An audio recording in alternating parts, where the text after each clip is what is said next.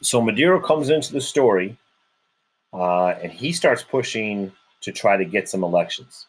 And he kind of sees Diaz is on the way out, and he's not doing a great job for regular people.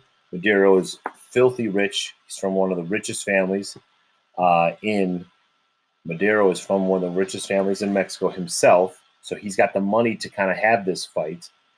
Even though Diaz had a huge even though Diaz had a huge network of spies, he had 700 spies in a city of the population of 50,000 in Merida in Yucatan. Okay, so this is crazy. So, what does Madero do? Let's talk about Madero for a second. He wants to start thinking about having an election. This is partially caused by Diaz. Okay, Diaz in a newspaper article to an American, this guy Creelman, basically says, "Hey, you know what? Maybe we do need to have an election." So of course the Mexicans were like, "Hey, this is great.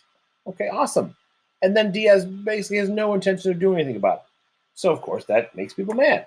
So Madero said, "Look, I'm not going to let this go. Let's have an election." Okay, he's only 5'3". Okay, he was a vegetarian, didn't drink.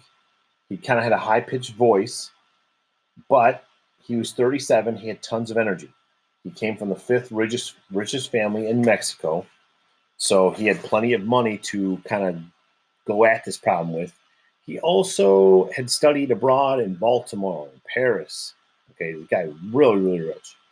Okay, here's one kind of strange thing though. He was big into talking to spirits. He was very spiritual, but he started to get advice from the spirit of his dead brother Raul.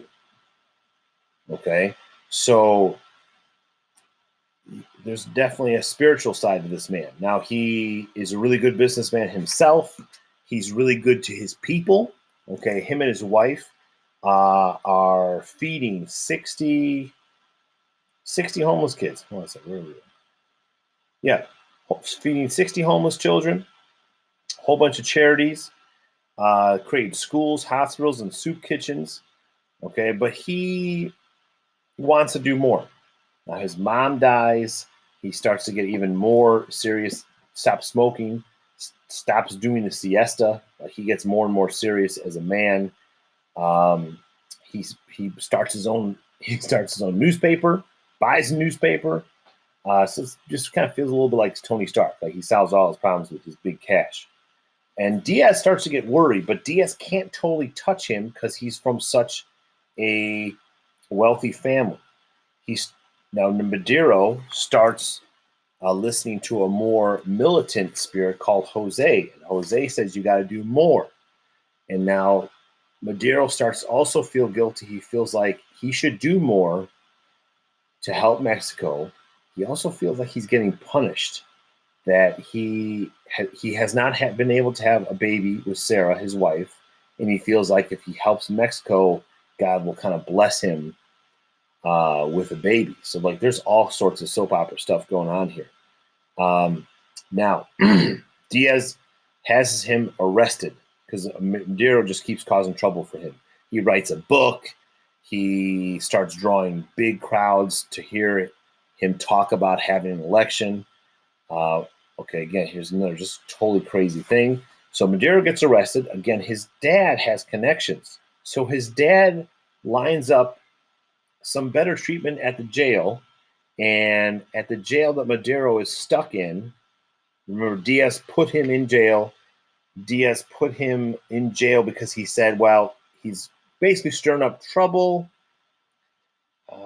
He said something like basically just stirring up trouble. I think that was basically like almost stirring up a revolution, which he wasn't. But so Madero's stuck in jail, but his dad bribes some people, makes some deals. So they start letting Madero every day go out on a horseback ride to walk around. And one day he just takes off on the horse and nobody catches him. And that's how he escapes from jail. And that's pretty hilarious. So let me stop it there. Get to the next 5 minutes.